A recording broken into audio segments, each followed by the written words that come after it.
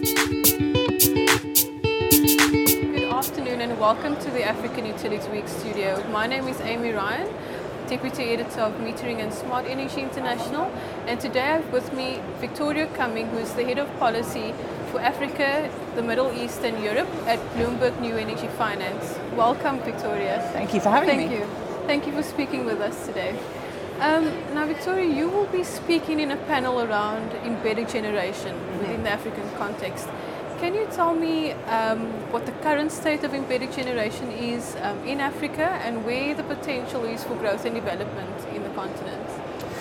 Okay, so first of all, I should probably say what we mean by embedded generation. Yeah. So here we mean when an industrial company installs or has another company install a power plant on site. And sometimes they will feed electricity back to the grid, and sometimes it's just for their own use.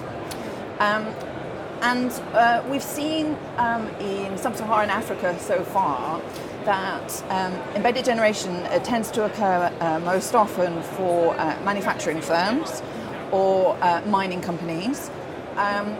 Generally very energy intensive companies.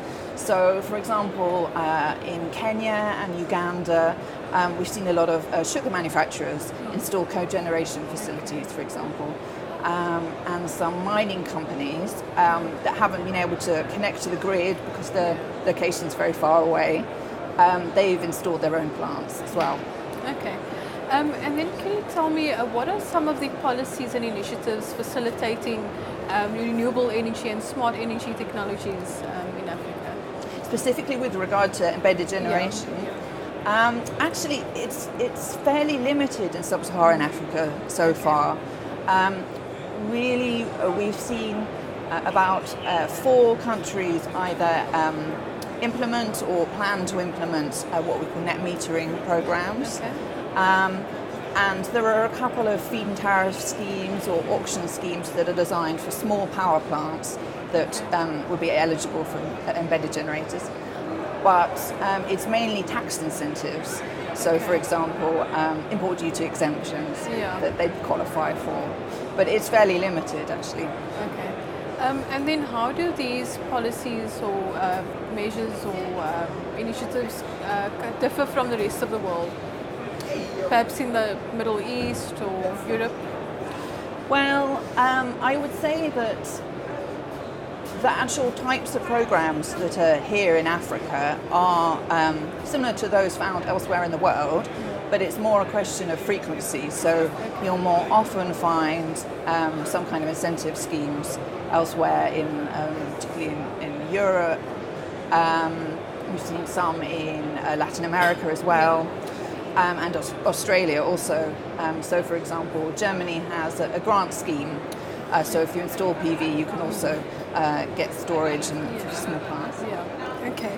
And then, how do you think policies regulating smart energy technologies such as storage, how do you think they should be designed in order to attract investment and buy-in from utilities?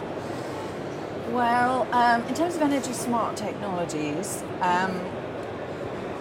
we've seen fairly limited incentive programs in Africa, but also elsewhere that incentivize storage. It's really a question for those wishing to do embedded generation. Say, for example, a mine. They would still. We would expect them still have to, even if they wanted to install a PV plant, let's say, and storage, because PV and storage still isn't dispatchable, you would still need backup, say, diesel generation. So we're just not at the place yet where they can completely replace. Okay. And then finally, Victoria, what are you looking forward to the most actually at African Utility Week? Well, I think this is the first year that I'm going to the industry awards, and I was lucky enough to be a judge for a couple of categories. So I'm actually looking forward to see who wins in those categories. Okay, great. Very specifically, Victoria, where do you think the potential for growth and development for embedded generation is? Where do you find the most potential in Africa? I would say it's mostly on East and West Africa because there we expect a very robust power demand growth over the next few decades. There's also a lot of outages as well.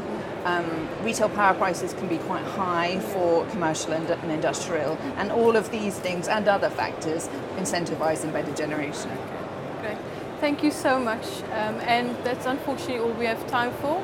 Thank you for tuning into the African Utility Week studio. Thank you for watching.